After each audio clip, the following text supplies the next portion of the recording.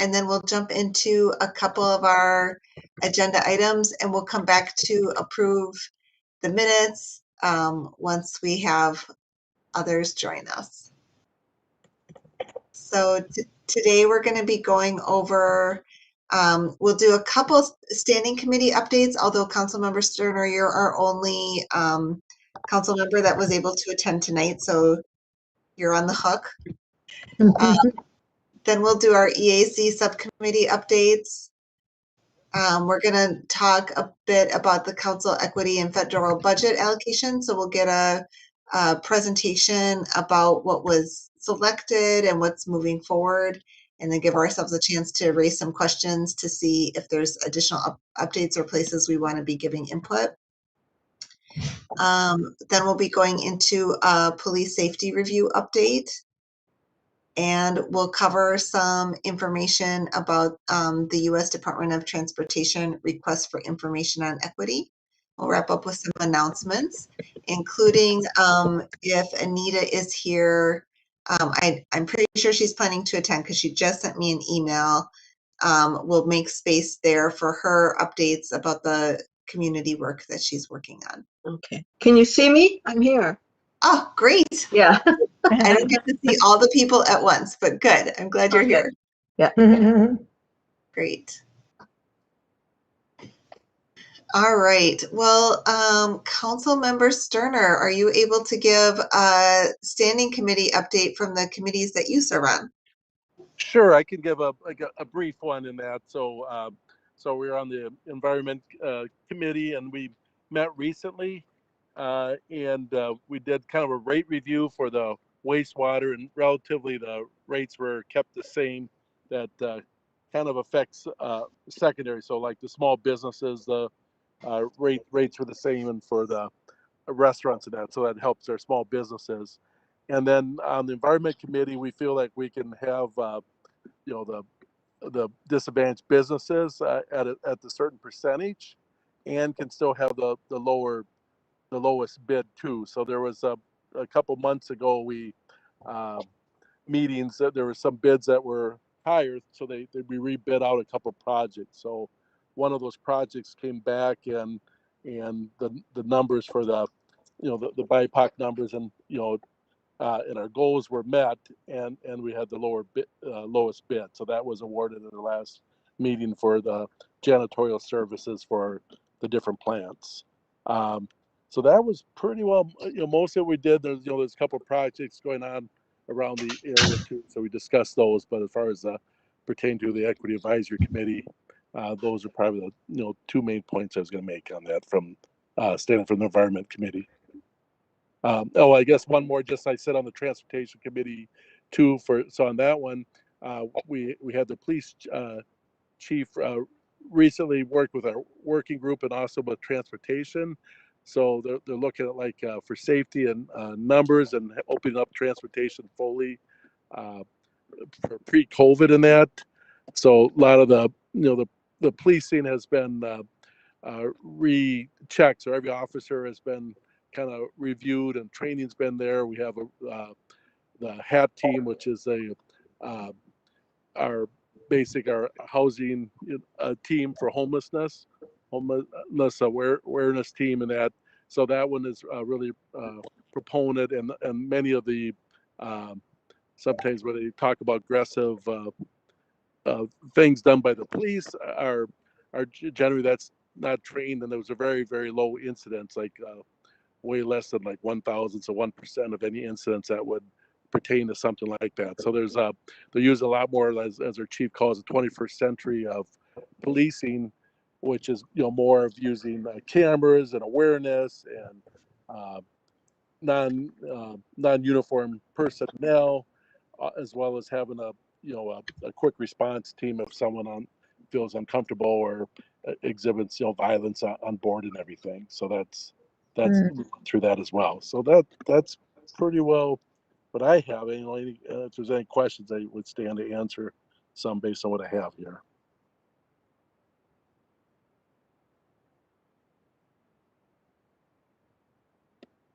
Does anyone have any questions before we move on to our next agenda item, which are our subcommittee updates?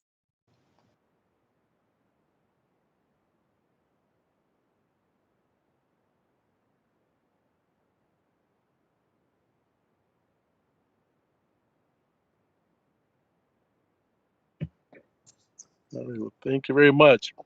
Thank you. And we are not quite at quorum yet, but we're getting close. So I'm keeping track of where we are. I realized that I neglected to read the welcome script, so I am going to read that script. Maybe as I'm reading it, we'll have a couple others join us and we'll have quorum in order to approve our minutes. So as you know, welcome to the July meeting of the Equity Advisory Committee. I want to acknowledge that COVID-19 is causing us to alter our usual procedures, and we've invited residents of the region to participate in this meeting virtually. As we know, Governor Walz has declared a peacetime emergency in response to COVID-19, and the Met Council has determined it is not practical or prudent to conduct an in-person committee meeting for reasons stated in our emergency executive order. So we will be participating in this meeting by phone or other electronic means, and this Equity Advisory Committee meeting will be conducted under Minnesota Statute Section 13D-021. I'm going to also give a couple guidelines about WebEx before we get started, which is to please keep yourself muted unless you're speaking. And if you're on phone and your computer, which I don't see anyone is as of yet this evening, but someone may be in the future, just unmute one device when you're speaking so we don't get feedback. Please announce your name before speaking, especially for those of you that don't have your cameras on. It would be helpful to know who's speaking when you speak.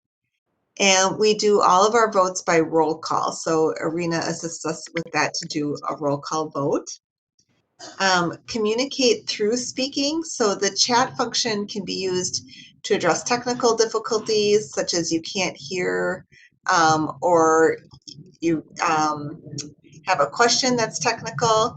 And you can also type a question in the chat, but avoid having our conversation in the chat because we need to be recording what we're saying to be complying with our accessibility and to be tracking our minutes.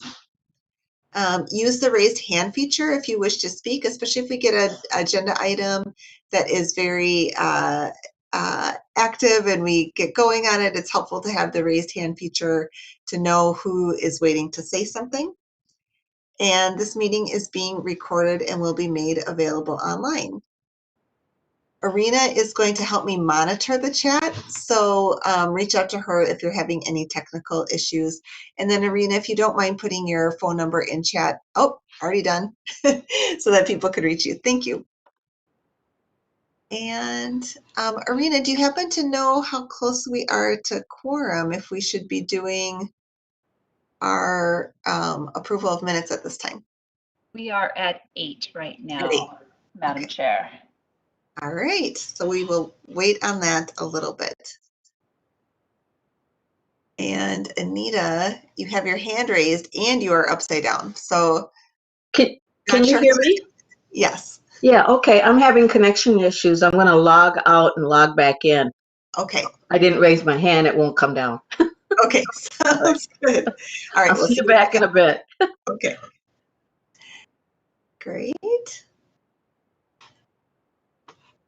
All right, so we're going to move on to the next agenda item, which is our subcommittee updates. And I'm wondering, Sarah and T, would you like to start us off with an update from the Transportation Subcommittee?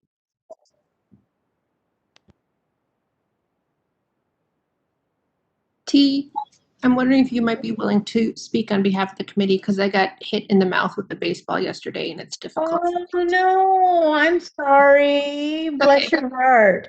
Okay, we did have a meeting with Cy just to update her on where we were at. And so that went well. And we've been meeting with TAB monthly and listening to their monthly meetings. So we've been getting to know them pretty well. And asked Cy if she would set up some meetings with the Met Council, not the Met Council, but Metro. And so there's so many names, so please forgive me if I get confused. But so Cy will help with some meetings so we can get better relationships with the transportation. So, and any questions or comments?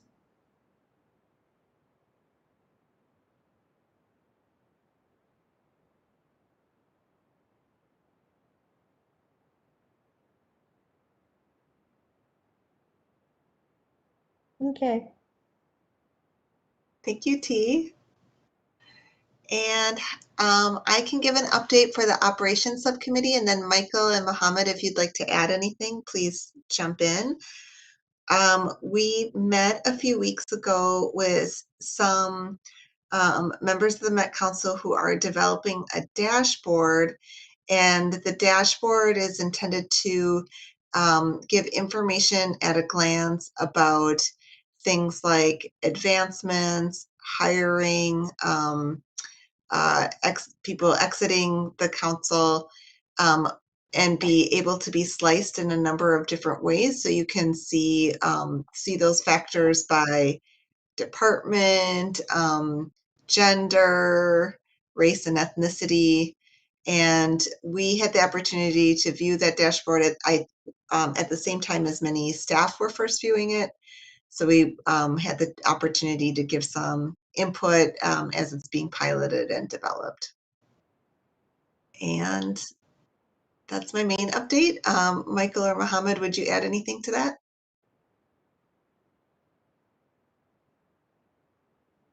This is Mohammed. No.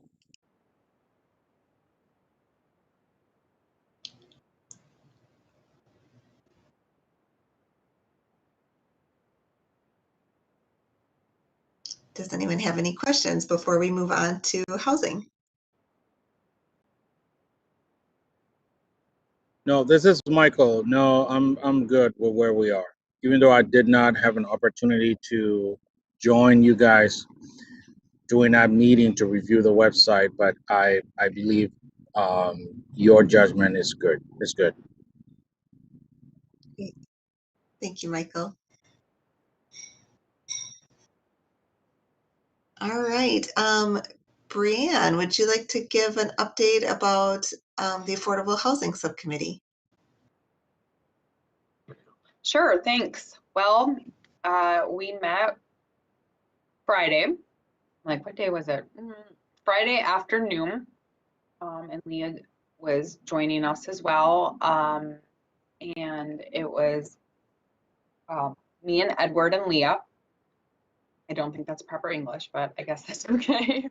And the committee, subcommittee, supported myself as becoming the chair. So I think Leah probably like, is that official? I don't know how that, what the official process is, but I'm happy to do that on behalf of the subcommittee. Housing is my professional field as well as my area of interest and passion, and I think I'll be able to represent the committee well because of that. I'm really excited to do it. I think there's some really passionate people in the subcommittee. It's a really critical time right now for Met Council policy-wise with the update of the housing policy plan, which I know from experience is a very powerful document. Sometimes when you look at these giant documents on paper, you think, what influence do they have? They have incredible influence. And so I'm really excited to represent the EAC and the subcommittee in driving influence over that plan, more than just updates from the staff and updates on how it's going, more really driving the development of the work. So I think we didn't take any action or do any beginnings of that work at the meeting. The second thing on our work plan is to convene regional discussions about housing around particular priorities related to deeply affordable. That's what they call 30% area median income housing, deeply affordable housing, which is reflected in our goals, among other things. But so that'll also be exciting to work with staff to start doing some of that regional housing convening. So that's the update I have, just kind of a status update on what our plan is, and hope to work together to get it done over the next year.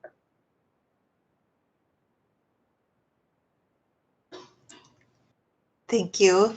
One thing I will add about any of the committees, if you haven't had a chance to get involved in one and you are interested, I can connect you, or you can feel free to reach out to anyone that spoke this evening. All right, so we are going to move into our presentation on the council equity and federal budget. So I'm going to turn it over to Cy, and then Cy, Jordan, and Terry Smith will both be giving us a presentation.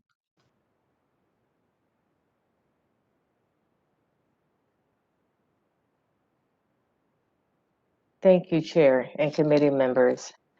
Cy Jordan, Director of the Office of Equal Opportunity, and we have a mixed discussion for you today. One, we want to do a quick refresh and overview of where we're at with the equity, advancing equity funding, as well as share with you information around Transit's federal use of funding and that allocation of one-time funds. And then Terry Smith is here with us from Metro HRA through Community Development Division, and she can speak more directly to the federal funds allocated related to HRA. And so with that, we want to pull up the presentation for the equity funds. And as we're doing that, I'll give you some highlights. I won't walk through them all today. What I understand the EAC's interest in is one, again, a overview of where we're at with the funding allocation. And then there will be some further discussion in the subcommittee work that pertains to their particular interests. So certain equity fund allocations are directed towards employment advancement and opportunity. There are equity funding that is specific to our small business use. So within those operations subcommittee, we can have those conversations. Those funds that are directed towards housing will continue to have conversations and understand where EAC can be further involved through the housing subcommittee as well. And then there's the opportunity for transportation subcommittee to also have some further input with regard to those equity allocations. So I will not go through each of the slides, but I do want to move through them a little quickly. We have 7 designated advancing functions. And so as another highlight, we have 4 million is directed toward the LHIA grant, so the livable housing. And that is in addition to the 1.6 million that's otherwise associated with 6 projects. And so again, 4 million towards the local housing incentives account program. And then we have the original 1.6 million that's allocated across another 6, actually across another 5 projects. The 6 being that there is funding dedicated for temporary staff to support these equity initiatives directed towards human resources and procurement. So $300,000 will go to staffing for human resources and procurement. $600,000 is awarded for the advancing equity in the region through subcontracting, $100,000 through the environmental services youth job skills program, $250,000 towards the equity evaluation of regional transportation investment, $200,000 towards the maintenance technical training, and then another $150,000 for the expanding multicultural marketing reach and frequency. This information has been shared with the EAC in the past through the business item when it was first approved in April of 2021, and let you know the status of where the funding is. These programs are actually just starting to receive the actual dollars and funds. And at the next management committee meeting on July 28th, they will be reviewing a operating budget amendment, which simply means that they will be making the decision to actually move the funds into these account streams for these projects. for use and submitting expenses toward the funds. And then there will be a council vote in that same direction on August 11th of 2021. I can speak most specifically to the first project that's on the PowerPoint slide, which is the advancing equity in the region through contracting. OEO has direct responsibility and partnership in that particular allocation. And with the financial incentives for exceeding MCUB goals, we are working with environmental services and also with Metro Transit Engineering and Facilities, and looking also at another opportunity for an FRP to decide what would be the best project to dedicate this initiative towards. And then we're also in the Office of Equal Opportunity responsible for building capacity for the MCUB business. That refers to the support of us starting a new unit within the Office of Equal Opportunity of the Engagement Development Unit. We'll be able to offer one-on-one services to small businesses and actually help and support them with development and removal of barriers to subcontracting at the council. We're in the process of posting for a supervisor for that unit, as well as an additional equal opportunity specialist, and we hope to have that have those postings live by the end of this month, or certainly by early August. Any initial thoughts? I know a part of this is that we want to get any immediate questions that the EAC may have that you'd want us to prepare the staff who are leading this work to be responsive to as you invite them to your subcommittee meetings for some deeper engagement. Sai, just in case any of our members are unfamiliar with the acronym, do you mind sharing what the MCUB program is? Oh, certainly the Metropolitan Council Underutilized Business Program. So it is comparable to the DBE, Disadvantaged Business Enterprise Program. The DBE focuses on federal funds. The MCUB program is the use of our own local and state funds in the council.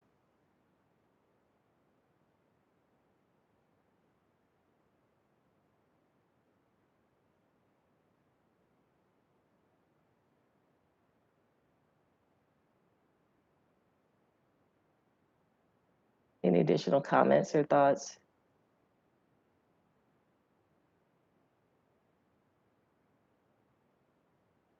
And so we'll move to our next PowerPoint for this mixed session. And that's going to be a discussion of one of the interest in the EAC work plan, and also in the standing committee was an update on how the council has used the CARE funds and how they're being allocated, with a specific request to whether or not the EAC could have some input on the use of those funds. And so I do have for you some highlights with regard to the Metro Transit funds. I want to acknowledge I'm not the person with the background and detailed information about the use of these funds, and so certainly we can gather questions from the EAC and bring back staff that can speak more specifically.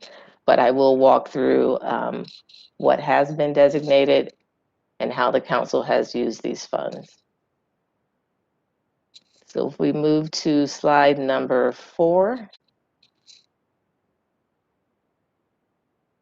be able to share with you that through the governor's budget recommendations, these were one-time federal relief funds, and they are designated specifically for operating deficits, capital maintenance deficits, transit security, including administrative citations and implementation.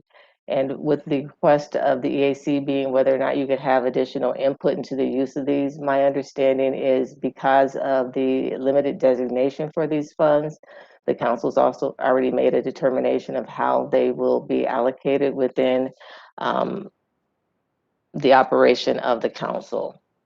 And so certainly we are open to additional questions that you might have about that and any specifics in these further slides. I know that 15.3 million of the one-time funds were used to improve the safety and security of Metro Transit, and they've been used towards more administrative citations for fare evasion implementation, real-time camera monitoring, and increased police pressure. So that's one example of how they're being used in the operations of the Metropolitan Council. If we go to the next slide.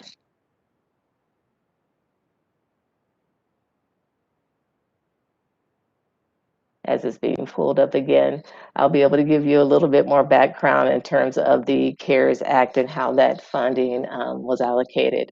And so we received the $25 billion nationally for public transit through the CARES Act funds. That's the amount that was allotted. Metro Transit actually received 226.5 million.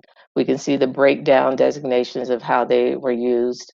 2.14 to Metropolitan Council, 12.1 to suburban opt-outs, and then 86% of this funding was actually expended in 2020. And so there's a breakdown in how that was already expended, and that's through salaries and benefits, again, going to the designation for operations at 83%, contracted transit services, such as Metro Mobility and Transit Link at 9%, and then pass-through funds for opt-out providers at 6%, fuel at 1%, and materials and cleaning at 1%. And so that remaining is designated for our year of 2021. And if we go to the next slide. So the COVID response and relief supplemental appropriations, again, it gives that national total and speaks specifically to what was allotted for the Metro Transit region in transit. These funds have been applied, but they haven't yet been drawn upon. At least they hadn't been at the time of this presentation. And certainly, again, willing to have staff come and speak specifically to EAC for additional questions that you might have about these funds. Next slide. And then we have the American Recovery Plan, 30 billion nationally, and we're estimated for the 313.4 million to Metro Transit specifically. And so these funds at the time had not been officially released, but like the CRR SAA funds, it takes some time for the FDA to make the details available and open the application process. We do know that the funds are going to be available through September 30th of 2024. And so I hope that this gives you at least, we'll move to the next slide and go a little further into that. And so there is an attachment that you can copy this link and go in and really look at how the American Rescue Plan Act was designated to be used, and it just gives you a quick, I think it's a 2-page sheet that you can take a look at to compare that to how the council is using it with the intent of the funds. And so in summary, available 100% is a federal share, and again, used for things like operations and payroll, and obligated through September 30th of 2024 and dispersed by September 30th of 2029. So those are the timelines.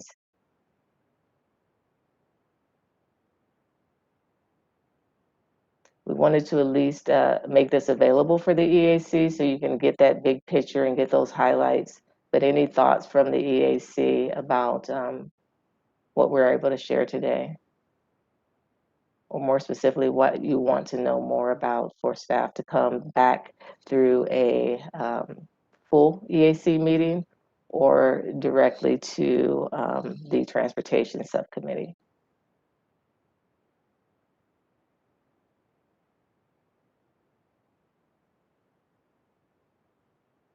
Sai, I am wondering, thank you for this information.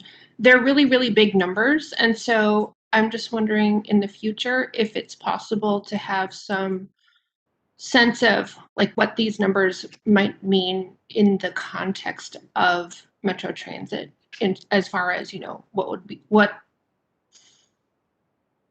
funds would be available for Metro Transit, but also, you know, in relation to overall budget numbers or something like that, just to have a sense of the impact that it actually has versus just a number that's really large and hard to understand without knowing more. Chair, committee members, I think what I'm hearing is your ask is the breakdown of those bigger numbers.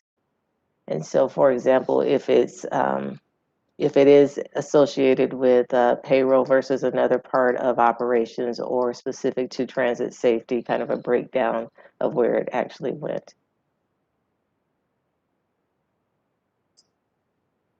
Well, I think you covered where it went. That 86% went, the CARES went to payroll. I think the question is, what percentage of payroll is that, right? Like, and then the future allocation is 313 million from ARP.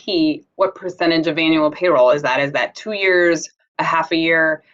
But yeah, what I heard you say was the vast majority of the Metro Transit, it wasn't to Met Council, it was to Metro Transit as an agency, you know, as a, that's how the allocation came through, is to transit.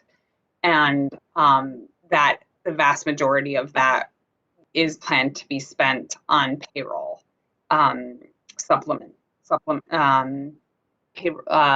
paying people to administer the system. So that are already on payroll. So that kind of answered my question. I was curious as to how the federal dollars were being allocated. I know they can be allocated towards lost revenue, to, you know, cover payroll for lost revenue and things. And so I think that was the main question I had last meeting. But yeah, to just augment Sarah's point, like, is 313 million half a year, 1 year, or 2 years of payroll? Like, I have no concept of how much it costs payroll to run that system. But other than that, I think this answers the question, which is where revenue replacement is how this money is being used. Thanks. Chair, committee members, I think that's a good summary of my understanding as well. What I can add to that is I think the timeline is that designation and how they'd be used. I would get confirmation of this certainly and be able to get that back to you, but through 2024, yes. And just to add to that, and so that is how our funding overall works. So our federal funds do come specifically through the divisions such as Metro Transit or Environmental Services.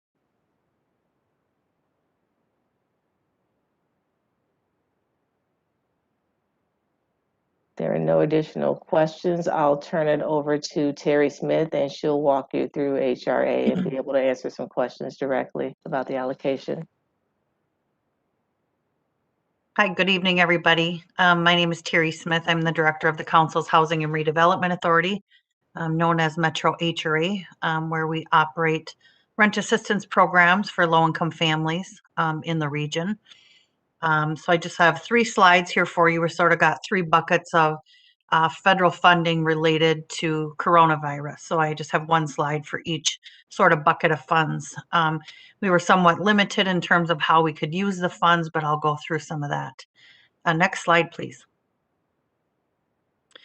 So the first set of funds that we received were for the broader Housing Choice Voucher Program, known as the Section 8 program. We currently operate a program size of serving about 7,000 families under that program. And we get sort of 2 buckets of funding under that program. One is for administrative fees. So that's the money for actual program operations, staffing, rent, phones, technology, rent, but the bulk of it is staffing costs. And then the other side of the funding is for the actual rent payments, rent subsidy payments that are paid to landlords on behalf of low-income families. So we got an additional 2.4 million in administrative fees in 2020. Our normal administrative fees that we get for program operating our program is 5 million. So we got another half of that, another 50% of that. And the rules required that we spend it by 12/31 or we lose it. And so the easiest way to allocate those funds, we dedicate it towards staffing costs, 100% of that. It included hiring additional staff to cover the increased workload. An example of increased workload is the rent subsidies and tenant rent payments are based on their income. So as families and individuals were experiencing reduced wages or lost employment due to the coronavirus, their income would go down, and that requires our staff to do an income change to reduce their rent. And just to give sort of set the context for that, in 2019, we processed 2,700 income changes, and in 2020, due to COVID-19, we processed 4,400. So an increase by 45% in income changes. So that's sort of an example of the increased workload. Under that same bucket, we received almost $5 million in subsidy payments funding. And so aside from coronavirus, at the same time, as you all probably know, the housing market is experiencing extreme rent increase and increases in rent across the board. And so if we hadn't received these funds, we would have been able to serve less families. But having this funding allowed us to cover the increased housing costs due to increasing rents. And that's not necessarily due to COVID-19, but they were increasing rents in general. And so what that did was allowed us to issue all possible housing vouchers. So serve 100% of our individuals and families that had housing choice vouchers. So that was really a win for us. Next slide, please. The second part of CARES Act funding we received was for mainstream housing vouchers. Prior to this award, we operated a mainstream voucher program of 156 households, mostly single individuals, but a few families. And we added 47 that were awarded with CARES Act funding. During 2020, the mainstream vouchers provide rent assistance to people living with disabilities and experiencing homelessness or that are at risk of homelessness. You've heard us talk about the Metro Transit Homeless Action Team, and the bulk of those vouchers, including the existing 203 vouchers, are used for connecting people that are experiencing homelessness and utilizing the transit system as non-destination riders or as shelter to housing, stability, and services. These vouchers also contain partnerships with Anoka, Hennepin, and Ramsey counties, and a handful of them went to people that are transitioning out of permanent supportive housing and received some of these mainstream vouchers. They are all in service and went into service pretty quickly. And the funding that came with those vouchers was $200,000 in administrative fees that covered staffing and included hiring additional staff to cover the increased workload, as I indicated on the previous slide, and then another $400,000 in subsidy payments to cover the cost of the rent subsidy of these 47 additional vouchers. And it was used, of course, to pay housing assistance payments to private landlords on behalf of those families with the vouchers. Next slide, please. And then the last funding that we received was actually through the American Recovery Act, and we're just getting this off the ground now. But were awarded 218 emergency housing vouchers. So from a national standpoint, $5 billion was dedicated from the federal government, and these are new vouchers that we've never had before. They're specific and have a lot more requirements than we've ever experienced with any vouchers that we operate, and we have several targeted allocations of vouchers. But they provide rent assistance to people who are experiencing homelessness, at risk of homelessness, recently homeless, or fleeing domestic violence. The rules are really specific and require memorandums of understanding with the counties in our service area, which include for us, Ramsey, Hennepin, and suburban metro area continuums of care. And the referrals for those vouchers must come through coordinated entry systems. So I don't know how familiar you are with coordinated entry, but it's a centralized intake and assessment system for people experiencing homelessness to get them connected to housing and services to achieve housing stability. And these vouchers came with $300,000 in administrative fees, that will cover salaries and benefits. We're in the process of hiring some people to get these vouchers off the ground quickly. And we also will be getting $2.3 million in subsidy payments, of course, to cover the rent payments to represent these 218 housing vouchers. There are some funding incentives to getting these vouchers under lease quickly. And so we're gearing up our staff to make that happen. And so that's the last chunk of funding that we've received. I'm happy to answer any questions and provide more detail.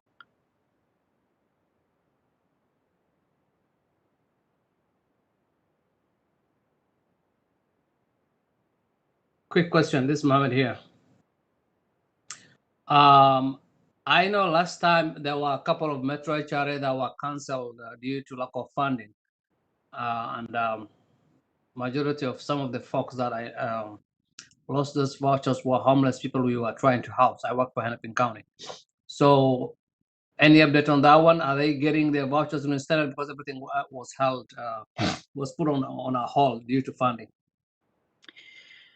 Thank you for the question, Mohammed and Chair. So I think I understood your question. So somebody that lives in Hennepin County and their voucher was put on hold and you're wondering if they're going to get their voucher back because of these new vouchers. Was that the question? Am I understanding that properly? The issue was funding, federal funding. Now I think if you guys have extra funding, are you guys reinstating those vouchers that were put on hold at that time? I think a couple of months ago, like way in April, somewhere there. I don't remember exactly when. Yes, Madam Chair and committee member. Yes, those. So on the previous slide, the first slide that I showed you, the additional almost $5 million in housing choice voucher subsidy payments that we got through the CARES Act, that made us whole last year. So we were able to serve all families, and now that impacted our funding for 2021. So we're getting additional funding in 2021. So all of those vouchers that were put on hold, all of the voucher holders have been in contact and should be in the process for getting their voucher back. So that's a different issue that's not connected to these emergency vouchers or any of this CARES Act funding. It's just we have enough funding this year now to serve all of our families. So all vouchers that were put on hold last year will be reissued. And I'm happy to connect with you offline and connect with the specific person if you have a specific person, but all of those vouchers should be coming back. Thank you. Hi, Terry. Leah, if it's okay, I have a question. So similar to the last question, kind of how many new vouchers did you get total, and what is that as a percentage of the total program? And then my second question is, what can we do to help? Are there any policy issues? Really, it sounds like pretty straightforward, very prescriptive is exactly what you can do with all these, but are there any points of policy discussion and or decisions that the EAC can be influential in? Thank you for that question. If I may, Madam Chair, the total number of vouchers we received are 218 emergency housing vouchers and 47 mainstream vouchers, and our total program size is about 7,000. So it's a very small number, but it's impactful because it serves a very vulnerable population, particularly with the emergency housing vouchers. There are some financial incentives to get vouchers under lease by November 1st and January 1st of this year. And so we're just in the final stages of executing memorandums of understanding with the 3 continuums of care. And then we'll be able to hit the ground running by August 1st, getting people connected to housing stability. But our hands are kind of tied in terms of flexibility because the rules were pretty prescriptive in that we must go through coordinated entry. So individuals and families will be prioritized according to the prioritization system with the coordinated entry system, which gets complicated because it's different for all 3 continuums of care, as you probably know, Brianne, working in that area. But so we don't have much flexibility under these federal funds, but we will be coming before you regarding a new program that we're getting in some new federal funds for a mobility demonstration program. And so that will be on your calendar in some upcoming meeting. It's brand new, so we don't have much detail yet, but we will be engaging with you on that program where we do have some flexibility. I have a question. This is Anita Ravina Davis. I've heard in the community lots of single moms, for example, saying that there's a wait list for housing to receive a voucher. And in the meantime, there's more homelessness. You just mentioned it. I appreciate the fact that you're looking at more funding for that. Is there a wait list currently? And if people you have, I see awarded 218 emergency housing vouchers, if there's anything for families in the meantime while they're waiting to get permanent housing? Madam Chair and committee member, there's an extreme shortage of affordable housing in general. Waiting lists for a voucher are closed. They're long, not only here in the Twin Cities region, but all over the country. And I can give you an example of that. The Metro HRA last opened its waiting list in 2019. We opened in partnership with Minneapolis Public Housing and St. Paul Public Housing. They opened their voucher waiting list at the same time. And collectively, we got 44,000 application requests in a week. For Metro HRA, we got 17,400 application requests in 1 week.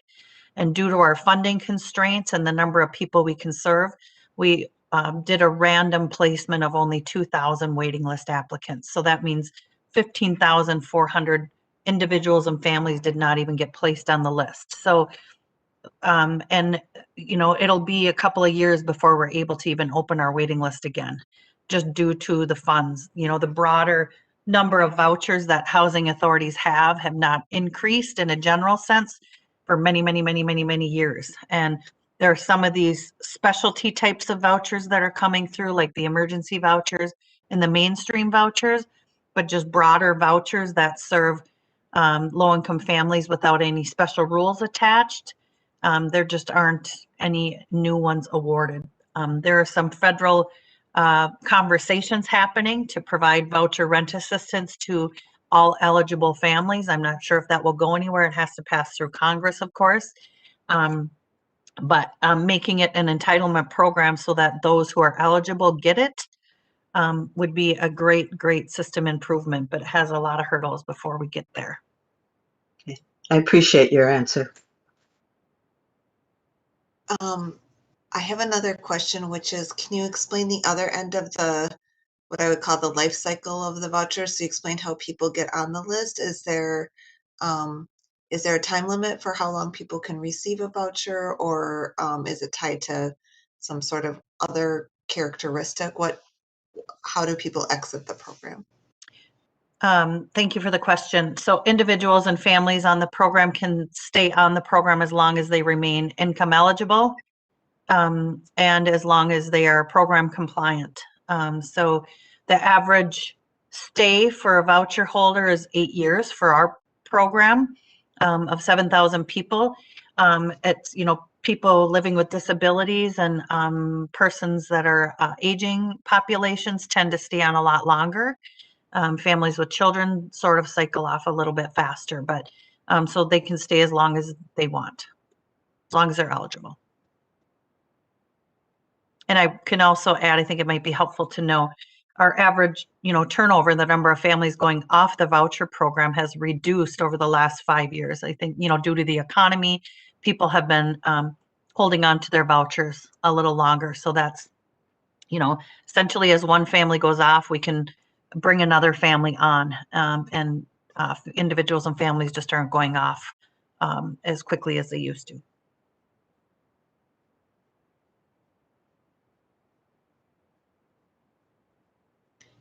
Thank you so much. Do we have any other questions?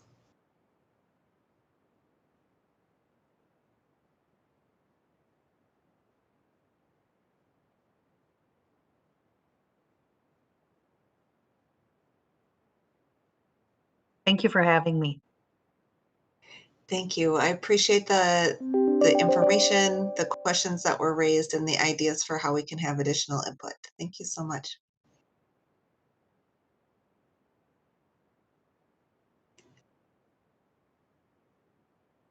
Next on our agenda is to do the Metro Transit Police Safety Review update.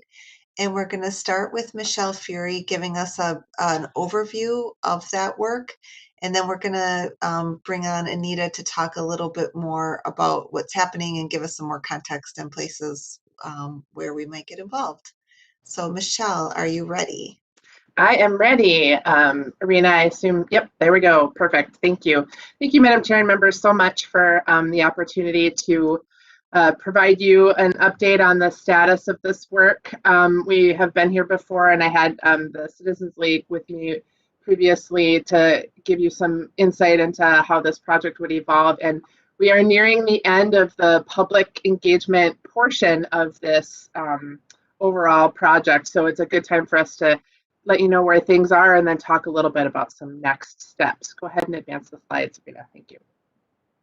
So I'll start with the public engagement piece that is being facilitated through a partnership with the Citizens League and their partner in this engagement process, the Twin Cities Innovation Alliance.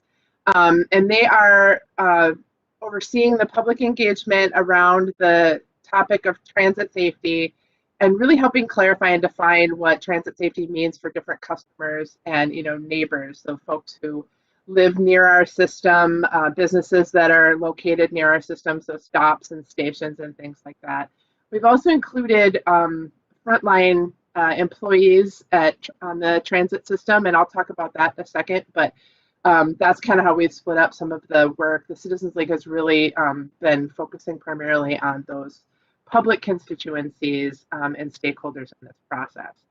As I mentioned, we're nearing the end. The Citizens League has been working hard with their team since late spring to really put boots on the ground to get out and talk to folks and really hear from the community about both their concerns about transit safety, but also some really exciting ideas that they have for how we might address some of these concerns.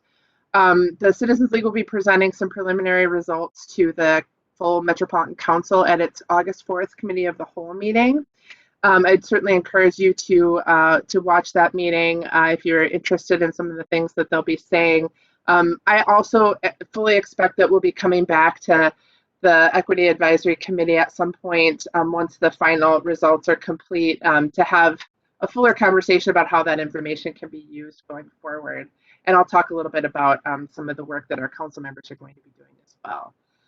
We expect the full report, which will be a summary of the engagement, by September. That if there are any specific recommendations that the engagement has brought forward, the report will certainly contain that information, but it is largely intended to be a summary of the engagement and the major themes that we have heard in this process.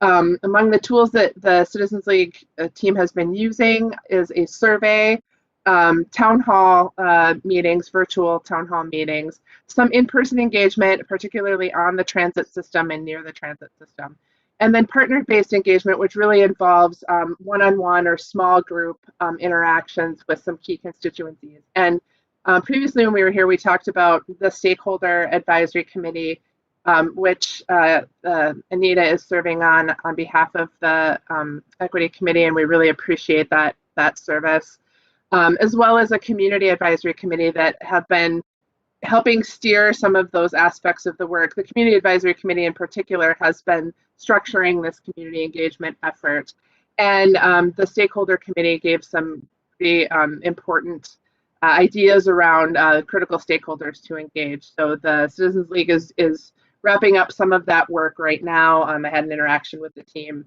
just this week about some of the additional things that are happening. So it's all coming fast and furious here as they work through the final engagement pieces and start to put that report together to deliver that to the council. You can advance the slide, thank you.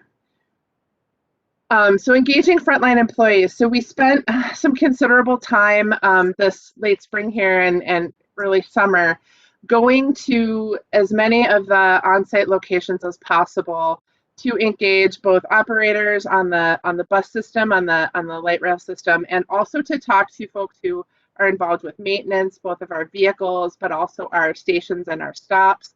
And people who are out, for example, cleaning the platforms on the light rail system, and others who are involved with maintenance on the trains when they come into the operating facility at the end of a run, for example.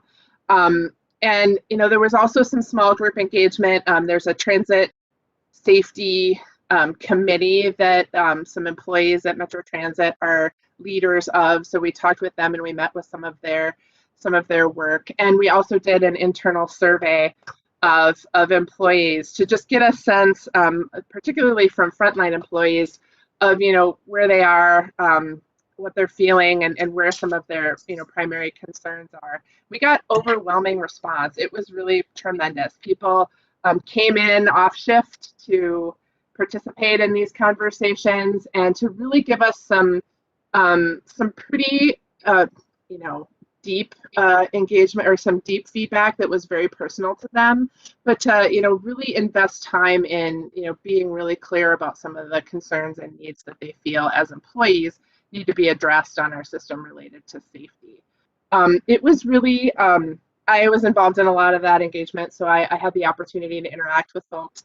It was really great opportunity to hear directly from individuals who maybe haven't had an opportunity to necessarily talk about these things directly in an effort like this, with all of that information being put together and delivered to the council at this point in time. I would say that a lot of the themes that have come out of the frontline employee engagement is not that dissimilar from the initial things that we've heard from the community, that they're very concerned about the system being able to support customers, particularly those who need transit, who are reliant upon transit to get to and from the places they want to go. But as we're emerging from this pandemic, it's really going to be important to make sure that the transit system is working for the people of this region. And that came through loud and clear, both from a public engagement perspective as well as from the frontline employees. And the frontline employees also had a lot to say about the presence of some sort of, not necessarily a police officer, but some sort of authority figure to deal with some of the situations that are cropping up on our system. They just feel like drivers in particular, the bus drivers in particular, are being asked to deal with a number of different circumstances and situations while they're operating a significantly, large machine on the roads, keeping our customers safe, keeping people, pedestrians and others on the streets safe. So those were all themes that came out of that frontline engagement, and it really does point to, some pretty important things that our council members can take and make some not only recommendations on, but have some actions related to. You can advance the slide. Thank you. So what's next? As I mentioned, we'll get a summary of the public engagement. There will also be a memorandum summarizing the frontline employee engagement, and those will all be compiled together and presented to the council. We'll also communicate those results to participants, to the community, and then to stakeholders who have all participated in this process, and that includes this committee. So I'd be happy to come back at some point and bring the Citizens League folks with me to talk a little bit more about the details of what they learned and really the spirit of where that came from.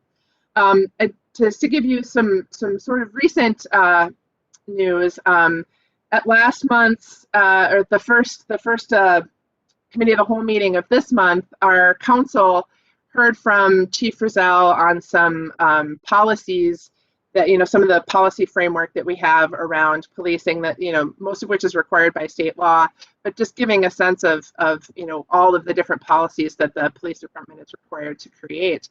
And then they had quite a deep discussion about use of force policies in particular. And that was really the first conversation at the council level to begin more of the review of our police department and its practices.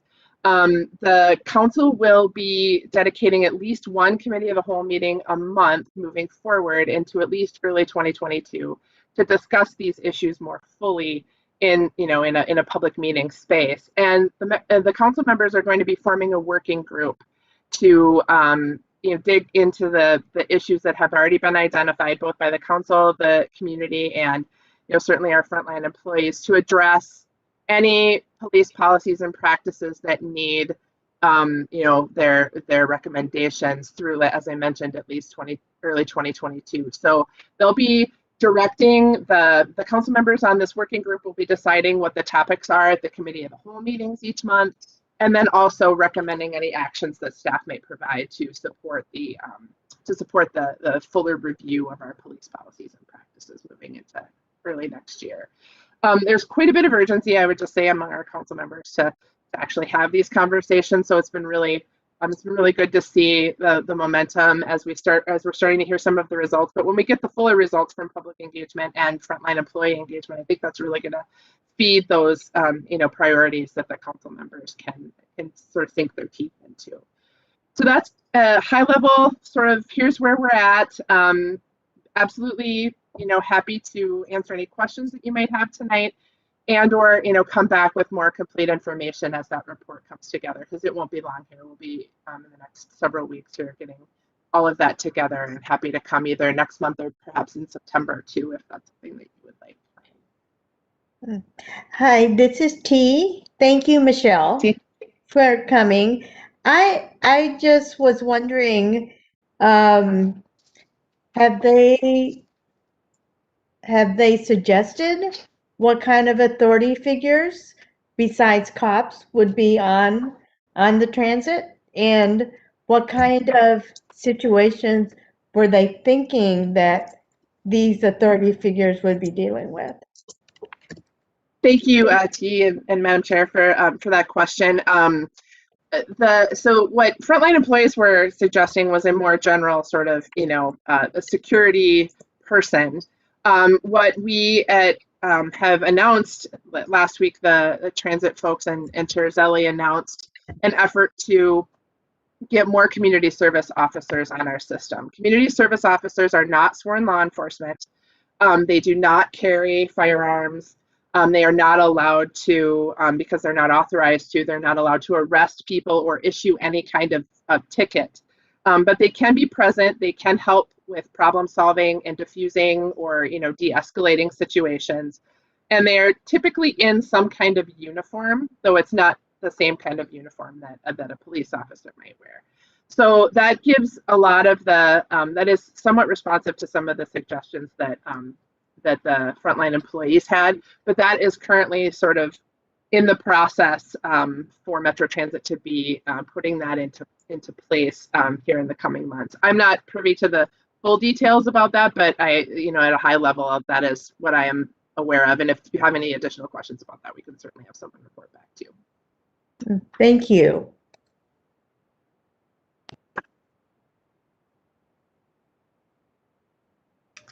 Are there other questions of Michelle before we move on to hearing what's coming from the public engagement? Madam Chair, not a question, but just a comment. Just wanted to say that very similar discussions happening in the municipality that I work for, very, very similar. And so while Metro Transit probably has a unique set of I was going to say issues and responses and budget and constraints, it's probably very similar to the larger discussion happening right now in municipal police forces. And just wanted to say that mental health, substance abuse, and I'll add housing, that although that's not an issue that's come up in the community I work for, but housing, transit as a form of housing, I suppose, those are the issues that are really continuing to rise to the top of the discussion. And frankly, the police have acknowledged they're not equipped to be dealing with those issues. And so I think just this is a broader reflection that community service officer or not, having professionals who actually know how to deal with those issues, which are the root issues, is really important and is something that is continuing on a in a bigger city by city, but potentially regional basis just were coming to an head about the fact that most of the issues that the police are responding to are not police issues. And yet there's nobody else identified or systems in place to supplant them. And so just amplify and hear your experience both with the drivers and with the police themselves, and that it's not unique to the transit system, but to public safety response in general. Madam Chair, if I could respond to that, this is Anita. As the part of that discussion, I had an opportunity to have a discussion with Chief Frizzell. Chief Frizzell and I go back 17 years when he was part of the Minneapolis Police and was part of the mediation agreement that we had with the Department of Justice, community members, and the Minneapolis Police. So he is, he contributed to that original language of the mediation. We've had some discussions recently about mental and behavioral health. And it's not just mental health per se, it's behavioral health too, that's the conductors and the police are dealing with on a daily basis. And part of that discussion that we've had about safety, individual safety, riding on public transportation was not just safety for ourselves, but safety around the police too, for ourselves. So I would say that Chief Frizzell has been a large part of that discussion on behalf of the Metro Transit. And I appreciate that. He and I have had discussions in the future, and I continue to work with the Minneapolis Police on that issue. And as Chief Frizzell was part of that, he knows the same people that I know, and we're having those conversations. So he is continuing to be in that conversation regarding community and mental health, behavioral health, and homelessness. So I just wanted to put that out there for everybody here to understand that he's very active in that.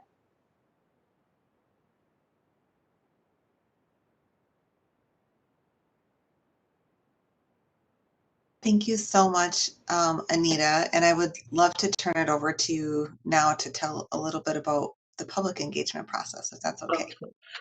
I just wanted to update you all on the process, because if Irina could, if you could put that PDF file up. And if you want these, we can have Irina send those out to us if you would like a copy of it. Mostly, I want you to know what the process is, so, because I would urge each and every one of you, if you are contacted, to become part of these stakeholder conversations or any conversations on behalf of EAC, please, take part in that. It was helpful for me, and I hope I contributed a lot to that conversation for the Met Council and the Citizens League.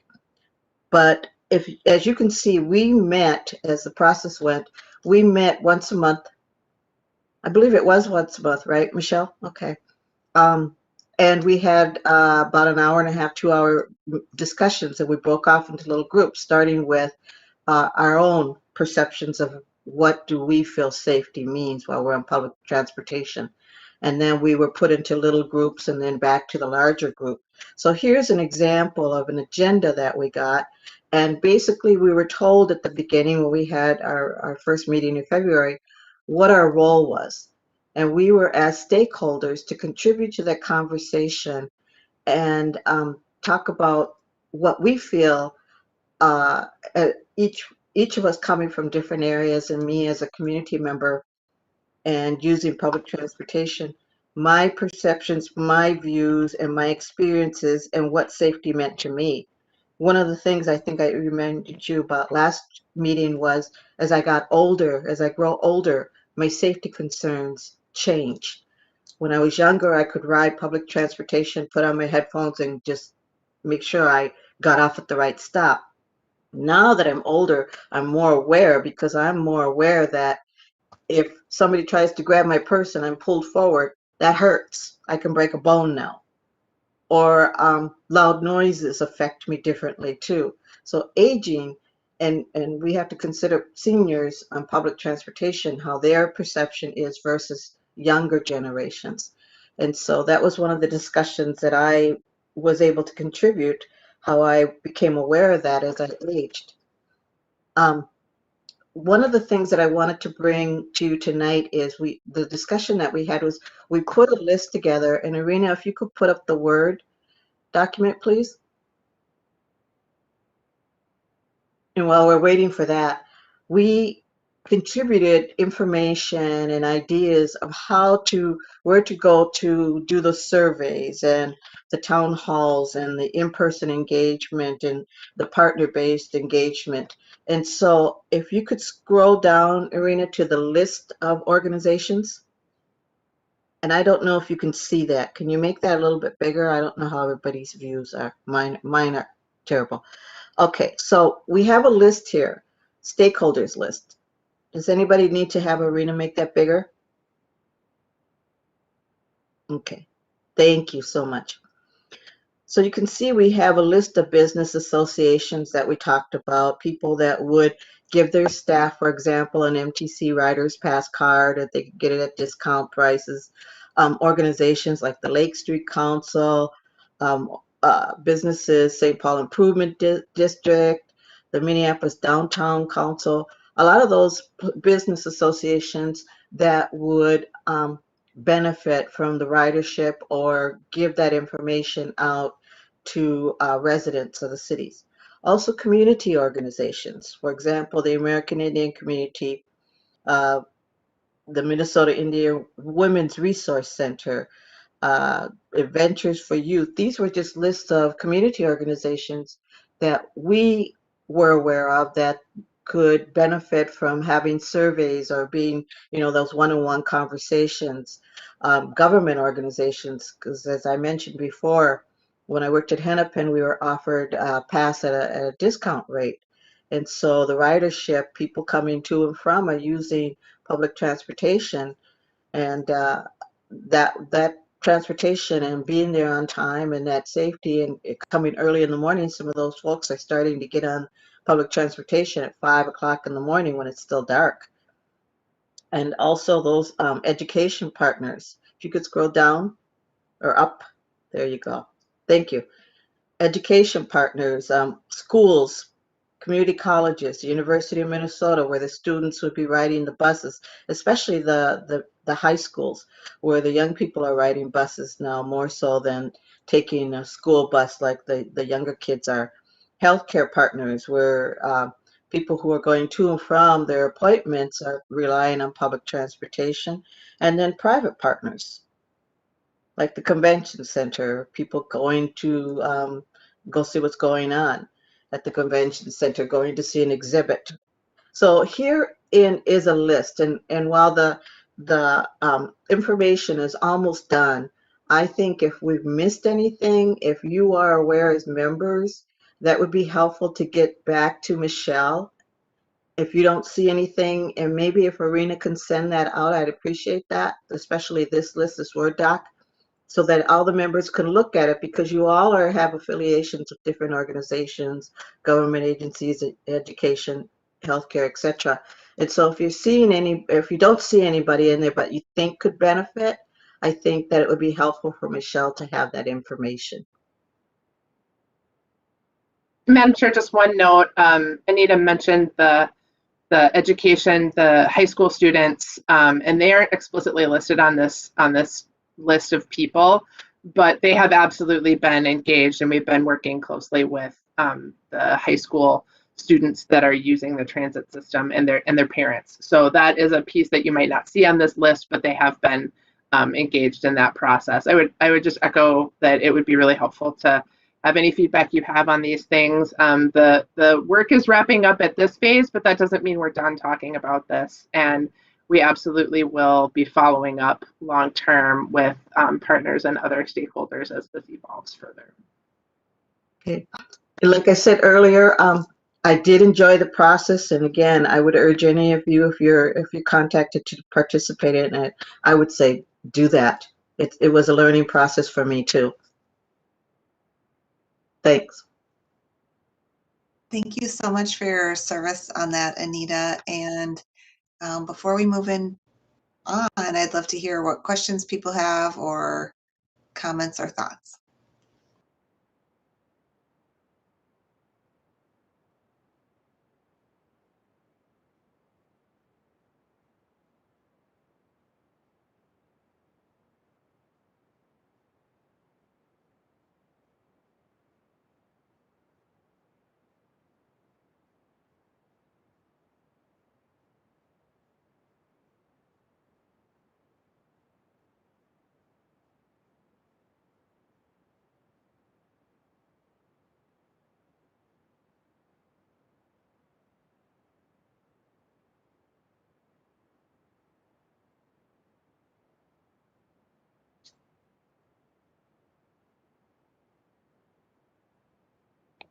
This is Cy Jordan, Director of Equal Opportunity. It appears we momentarily lost Leah and we don't have a co-chair for tonight's meeting. So I will jump in, and if there's no further questions, then we can move on to the input on USDOT request for information on equity. Unfortunately, is leading that conversation, but I'm not certain if Heidi is on the line. There we go. I am here if you need me. Yes. And so Heidi has shared out some information about the council's input, additional information about the process. It did come out today shortly before the meeting, and so maybe Heidi could give a little introduction to that while Leah gets connected again. Thank you. I am back now, but I am happy for Heidi to take that on while I get myself oriented. Okay, thank you. Thank you, members. Happy to be here. So I'm Heidi Schallberg, I'm Transportation Planner in MTS. And just, I think you had this on your agenda last month, is my understanding. And I don't know if any of you had a chance to view the information session that the U.S. Department of Transportation had earlier this month about this request for information about equity in transportation. They are doing this to help inform some of their work, that they're meeting an internal deadline from the White House to all agencies. They are using what they learned from this request for information to help inform their work plan for an equity task force that they're creating agency-wide. They're also doing an agency-wide equity plan when they're updating their strategic plan. They did share at that information session that this will not be the only opportunity. So if people are unable to meet this deadline or have additional thoughts later, they did indicate that there would be other opportunities in the future to engage with them in this administration and kind of a renewed focus on equity. And again, this is kind of a follow-up to an executive order that President Biden issued earlier this year. So I think I had sent in the email just kind of a summary, just higher level, like which questions staff had initially identified as ones that we thought we would have some meaningful responses to share with USDOT. So there's a long list of the question numbers, but overall it was 17 out of the 25. There are 25 questions in 3 subject areas. Some of these questions are kind of from the council-wide one, just more technical in nature about needing specific types of data or specific data that they have now that would be useful if they could expand or share. And then of course, I believe you would have heard about the equity considerations data set that our research department has done in the past. And so also referencing that work that we've done. And then Metro Transit staff is also coordinated, so coordinated within Metro Transit and then across the council on the response. And so their response is really focusing on the methodology that they use relating to transit-specific equity metrics. And so those were kind of described in the write-up there. And then some of their analysis that their rider demographics differ from our overall regional demographics, and that just looking at demographics regionally are not linked to ridership or just people living near stops, that that's not a representative approach. I'm not sure what the discussion has been within the committee as far as submitting comments. This is an ideal situation. I understand things are not always ideal. USDOT did indicate a preference, if possible, for agencies to submit one response collectively, understanding that a lot of agencies such as ours and departments of transportation are coordinating across different units. If the EAC was interested in providing comments collectively, if that would be possible, I think that would be appreciated. Certainly not a requirement, but due to the kind of the short turnaround time with the deadline this Thursday at 4, we would appreciate some indication if that's something that you would want to do to coordinate to include EAC comments in what we submit on Thursday. We would need, just some logistics time to be able to do that. And also just comments can be submitted individually too. So any individual in the US can submit comments as well. So And so I think they're expecting a range of responses from academics, practitioners, and the public. So I'm sorry. thank you so much for jumping in with that, Heidi. Well, in between me getting kicked off the WebEx. And I did identify a couple places that aligned with things that the EAC has talked about in the past, where I thought we could have a short discussion now as a way of giving input. And then we can assess at the end if we want to provide additional input as well outside of the meeting before the deadline on Thursday. What I remember from prior conversations, for example, around the definition of equity, transportation equity that we had, I believe it was last month or the month before, and conversations with the research department. Some of the themes that have come up are having disaggregated data, data that really gets at the issues that individuals are interested in and the effects and impact on individuals, and making sure that that data is looked at through an asset-based as well as a deficit-based lens. So I identified a couple questions that I thought were relevant to those discussions that perhaps as a committee we could give a little bit of input on. The first one is this question 2, where you see that staff has already started to add content. I thought in particular that this committee might have some ideas about data sources that would be required to for an assessment of equity in federal funding distributions that we as committee members might be aware of, or have experienced in our communities or in our work that we would want to advise the council to consider.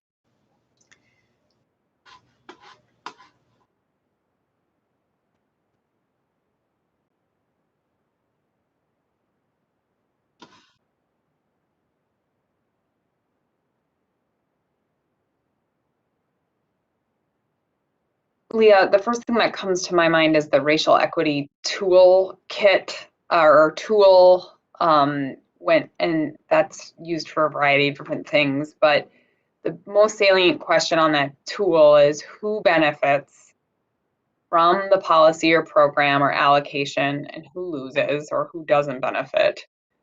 And then are the people who are most impacted part and integral to the decision? Those are two really high level questions we can ask every funding allocation, every policy, every program, who is benefiting and who is not. And are the people who are most impacted part of the decision?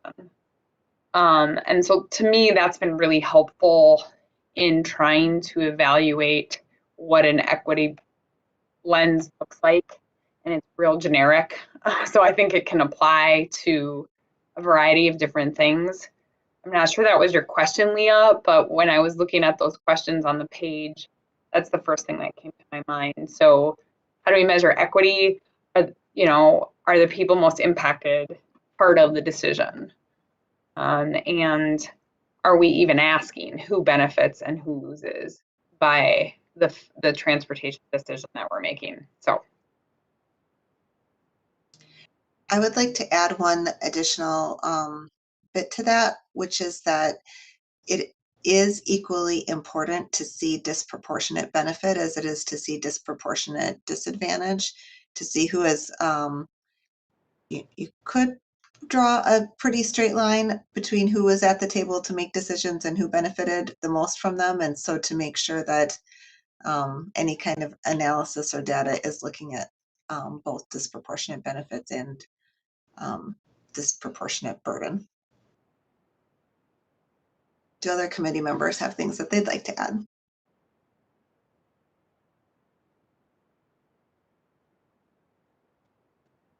I think one of the challenges I see is that it's really difficult to talk about equity on a national level, especially when it comes to transportation, partly because I think transportation decisions tend to have such long timelines. And the other piece is that,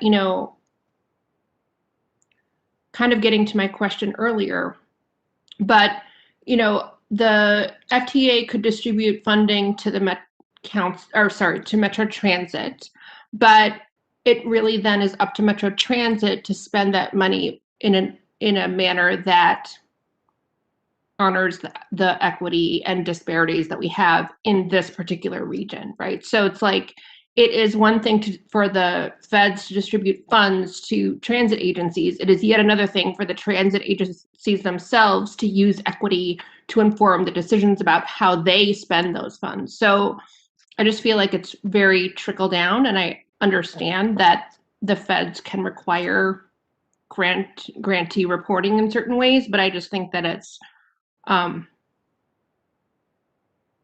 challenging.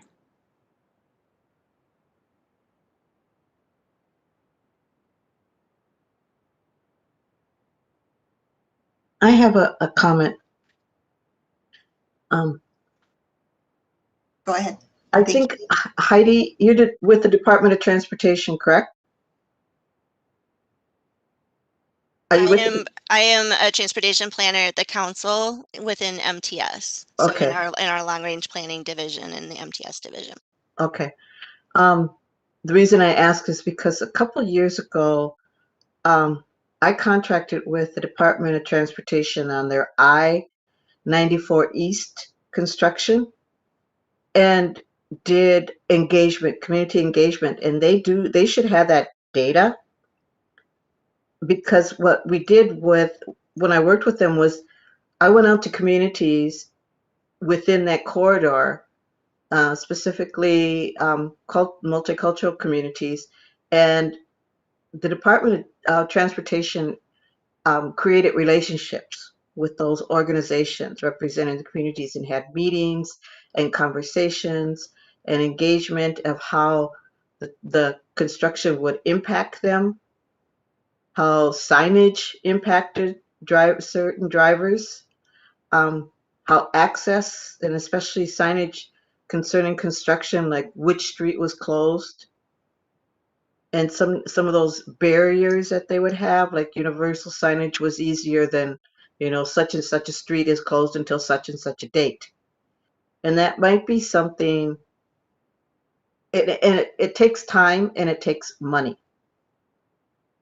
And so if you're looking at funding to get that data, you're going to need money for the funding, for the time to do this. Plus, what does it mean for the people who are impacted? And so if you're going to do that engagement, there's kind of a give and take for that. If they're going to give you information, what are you going to give to them? And that's why I mean that the time comes in to have those conversations.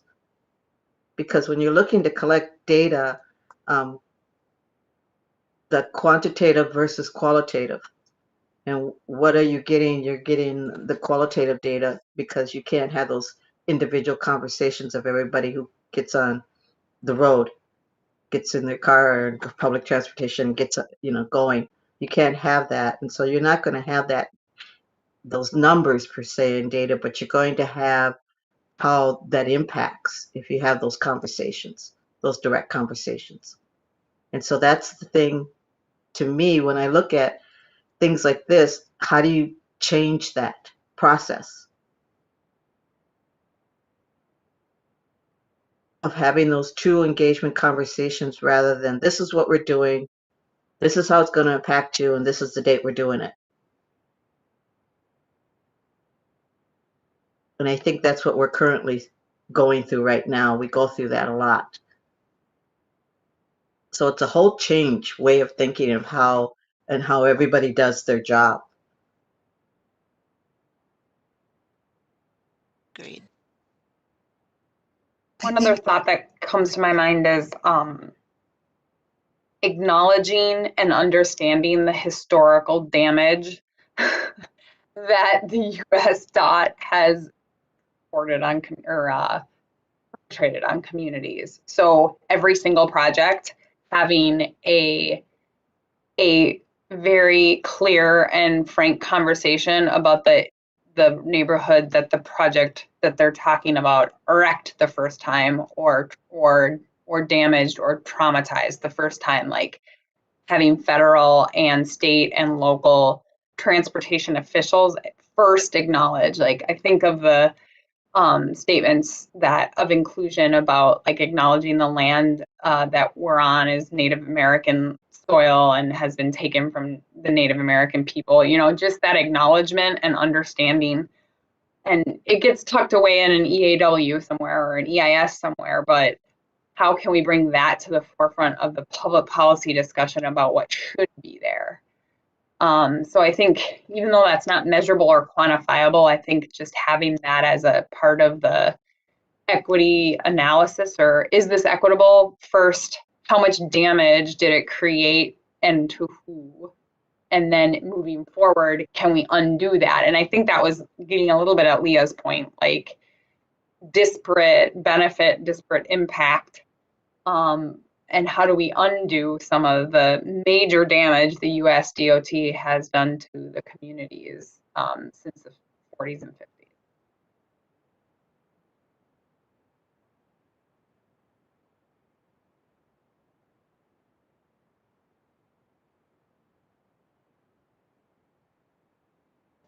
I think a lot of what's been shared relates to these first set of questions.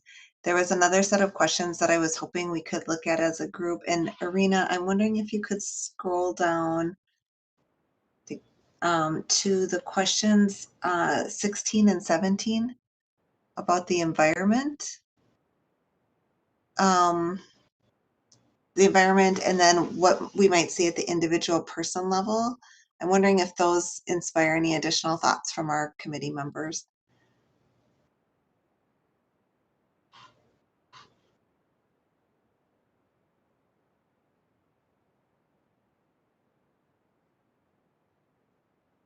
There are a lot of environmental justice groups now. The PCA, the MPCA has their environmental justice committee that could probably help with some of that feedback. In Minneapolis, we have the North and South green zones. And we do talk about the air quality related to the freeways and highways that go through both. And also now we're talking about the Upper Harbor Terminal over here in North Minneapolis and what digging in some of that old toxic dirt, you know, how deep that is and what it's going to create when that, you know, the construction begins. And so those conversations are all ongoing, but you can call both the PCA and the city of Minneapolis. And there are a lot of other organizations like Sierra Club. There's water conservation groups that could probably help with some of those questions about environmental justice. But it is an issue that we as community members do have and have ongoing discussions about.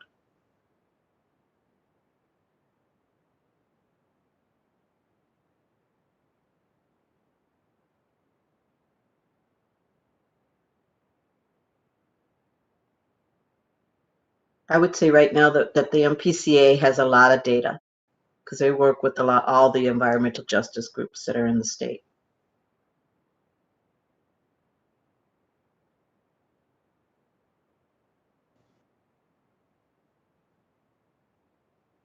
Thank you. Do other committee members have anything they'd like to add around either 16 or 17?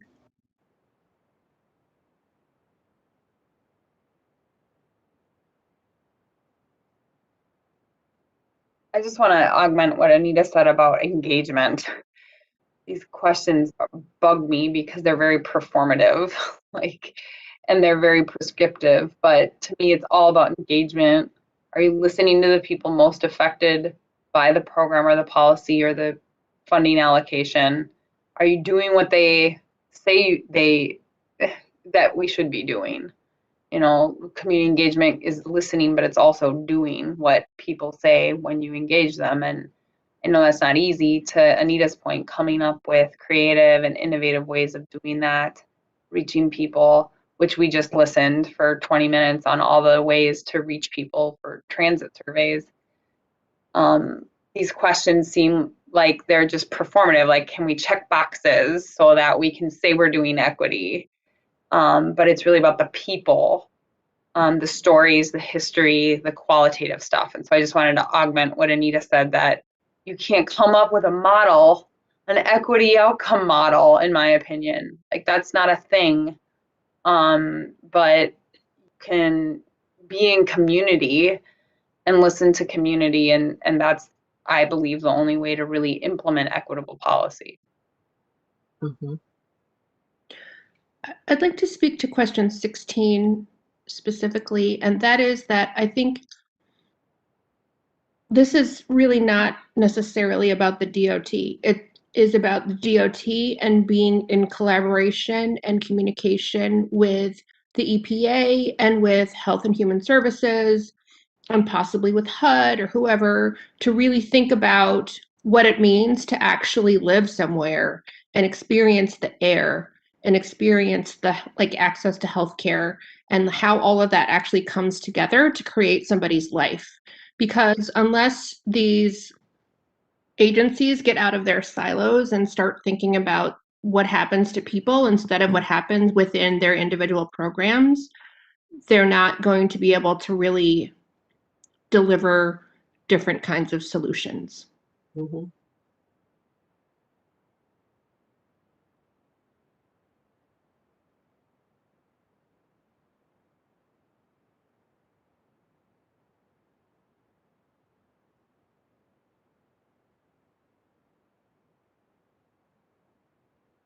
I have one more question that I suggest we look at, but before we move on to that one, I want to see if there's any more comments about 16 and 17 here that people would like to make.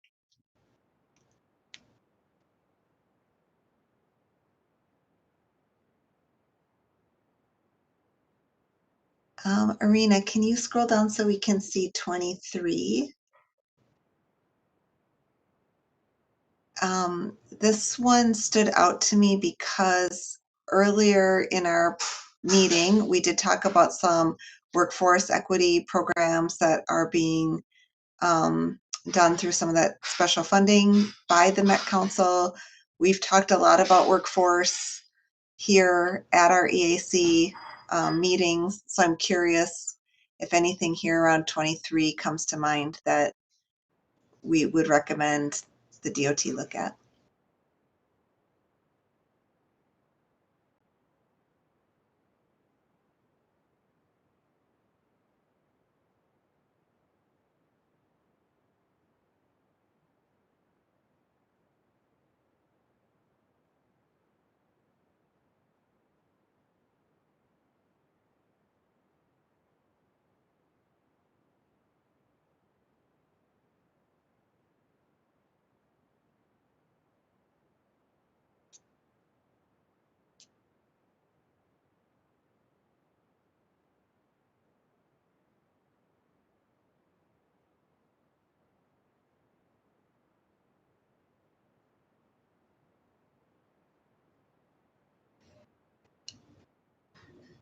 All right, I think we will end this part of our agenda now, but Heidi, I hope some of the conversation we've had have been useful to you in your planning for your response.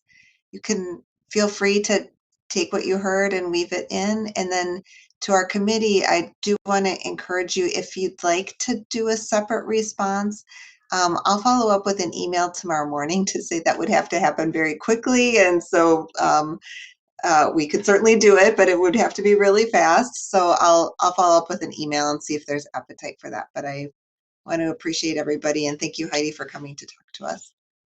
Thank you. Thank you, everyone, for your discussion. Thanks, Heidi. Thank you. All right.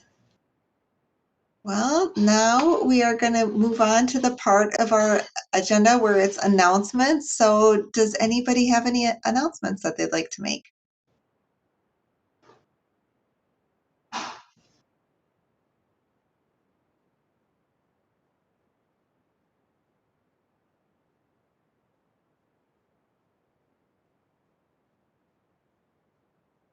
All right, I will make a couple announcements of my own. Our standing committee meets every month the week after the EAC meets. And at the standing committee meeting, we take time to plan our agendas for future meetings and also identify topics for discussion. And we're going to be spending a little bit of time at the next few standing committee meetings working on the EAC itself, some ways of getting to know each other and really support our work with each other. Please attend the standing committee if you're able to. Your input is really important to helping set the agenda. Today's agenda all came with suggestions from the standing committee last month, so really appreciate when you are able to attend. And our next meeting is going to be a week from today on Tuesday, July 27th from 5:30 to 6:30. One thing that we are going to be doing at our standing committees starting this month, the 27th, is we're going to actually be developing our topics for the next two the next two EAC meetings rather than just